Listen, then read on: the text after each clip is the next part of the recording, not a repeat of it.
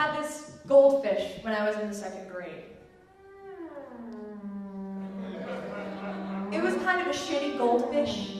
I went to the state fair for my birthday, and I spent 20 minutes at this stupid ping pong game trying to win it. And when I did, the man behind the counter leaned over to give me my prize, and he said, "You take good care of this fish, kid. This fish is going to teach you about life."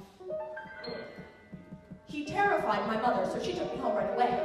But I couldn't stop thinking about what he said.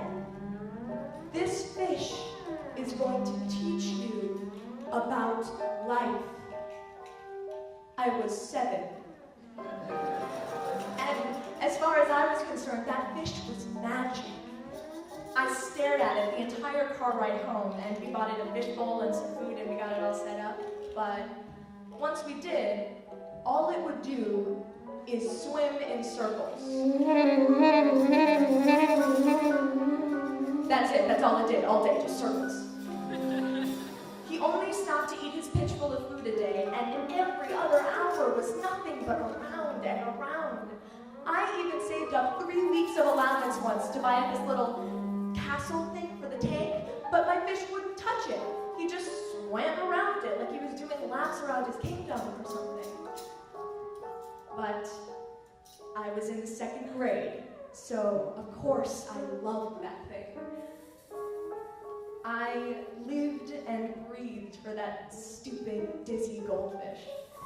I spent all my time thinking about it, about what it was going through and how it felt. Was it happy swimming around in its own excrement all day? Was there a special goldfish friend that it missed? Could it feel the warmth of the sunlight if I moved the bowl? Would it notice when I went to school or when I came home? Did it daydream about swimming in straight lines someday? But then 3rd grade hit, and I got a bike for my birthday, which was pretty much the coolest thing to happen to me since the goldfish, so I stopped paying attention to it. I never fed the thing like an idiot, and I hardly even looked at it most days except for when the spinning was the only thing moving in the room. Until one day the spinning stopped. And I stared at the fishbowl and cried like you're supposed to do when a pet dies, but I was mostly kind of glad that it was gone.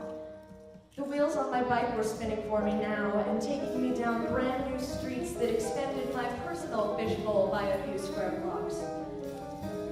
I can still remember the day that my mom flushed it down the toilet. She pulled the lever, and I started laughing. The way it was moving around and around with the current. It was like it came back to life.